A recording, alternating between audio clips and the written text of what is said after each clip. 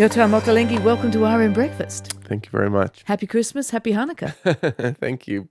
It's been said that your recipes and your cooking has quietly changed the way people in Britain shop, cook and eat.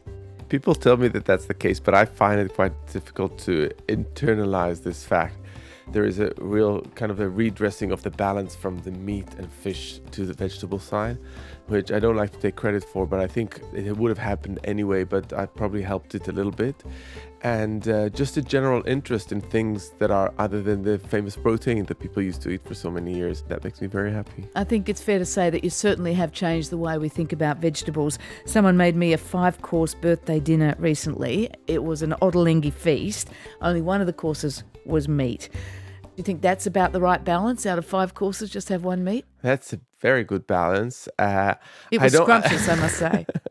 I don't like to tell people what balance their diet should consist of because I like people to make their own choices. I don't like to preach, but I think it's good for people to celebrate vegetables and start eating more vegetables in all sorts of contexts. And if a side effect of that is that they eat less meat, then that's fantastic because I think we do eat a bit too much meat. That was a discovery for you too, though. You didn't always have a long list of vegetarian recipes, did you? What turned you onto the vegetable? I'm an omnivore. I always used to enjoy all foods, but I grew up in Jerusalem in the heart of the Middle East. So the diet is less meat-centric than, your typical Western Northern European diet.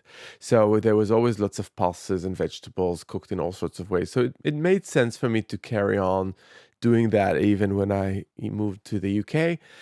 I was not a vegetarian, and in a sense I was a little bit pushed to that corner by a proposal I couldn't refuse made by the Guardian newspaper 8 years ago to write a vegetarian column, because they thought that what Sami Tamimi and I he's my Palestinian business partner. We've been working together for many years.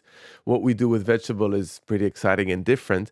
So they asked me to write a vegetarian column. So I started doing it slightly reluctantly, but then I fell in love with the brief, and now I've become kind of completely enamored and in love with vegetables. What's the secret to cooking a good vegetable? Some culinary traditions tend to overcook their vegetables, tend to mash them, puree them too often. I like to keep my vegetables intact. If it's a round vegetable, I cut it into wedges, not little tiny dice. Or I just roast it and grill it on the outside and leave it a bit crunchy on the middle, just to keep it as close as possible as what it was when it was picked out of the ground, if we can. And I don't like purees and finely diced things. I like it all kind of chunky and beautiful and grilled. When I first went to your cookbook, I was a little bit put off, to be honest, a little bit overwhelmed. You're not the only one. By the list of the ingredients and the kind of the ingredients, not everything we're used to cooking with. How much do you think about that before you publish your recipes? Yeah. For me, I always have the home cook in mind when I come up with a recipe. However, I'm not too bothered about long lists of ingredients. I think if someone is going to delve into cuisine, they should stock up their larder nicely for that particular cuisine. And I think there is quite a crossover within your recipes too. Quite a few of them use the same ingredients. I always say, if you want to come on this journey with me, go to your local ethnic shop. This is a funny term, but go to a place that sells, dried cardamom pods and cumin and ground coriander and za'atar and sumac and pomegranate molasses, and stock your cupboard. It will work for you for a very long time, and then you're in okay area. I mean, a typical Indian curry also has, sometimes 5 to 10 spices. It doesn't mean that it's complicated. All it means that it is something, you have many layers of flavor, and this is what I'm trying to achieve. I have 2 types of recipes.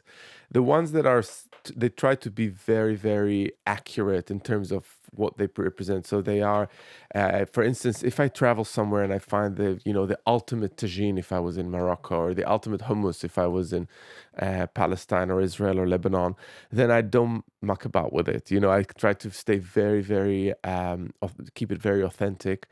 And I think there is certain traditions, certain recipes that have stood the test of time that are not, you shouldn't really be playing with.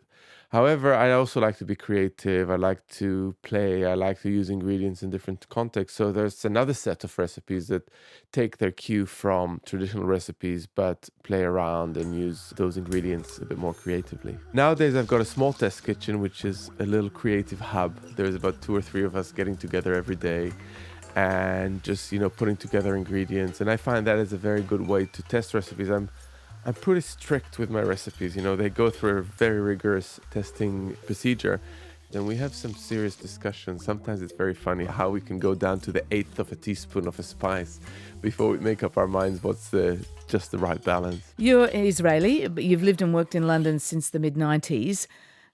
What is this time of year, Christmas or Hanukkah, for you? I've had it's very different perceptions. When I growing up in Jerusalem, Christmas was not a big deal. Hanukkah is the Jewish equivalent for that time of year. Hanukkah is strong on oil, so it's all sorts of fried things, from a donut like to a latke. That's what it stands for me. It's a pretty oily affair, if you see what I mean. Christmas is a new thing for me, relatively new. I've only been kind of exposed to it for the last 15 years. I don't have childhood memories, but I do like that kind of celebration where everybody gets together around the table and it's very clear what you're going to get. So I try to keep it pretty traditional even around Christmas, although I give things little twists. So for instance, I've been testing recipes recently for Christmas, for an alternative Christmas. And we've been doing, rather than a big turkey, I've been cooking Poussin's little baby chicken, cooked with blood oranges, pomegranate molasses, lots of sweet spices.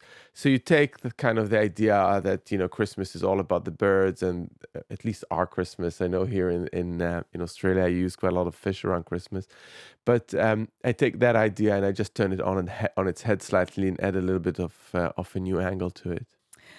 Now's the time we ask each of our chefs for a Christmas recipe, but actually I've seen one in here that I would like to have a go at Christmas, and maybe you could give me some tips. It's the tomato and roasted lemon salad. Yeah. Tell me about that. I don't know if you know, but I've got this obsession with lemons, and I'm always trying to find new ways with lemons. It's one ingredient that I can't let go or leave on as it is. So, obviously starting off with the lemon juice and then preserving lemons in salt.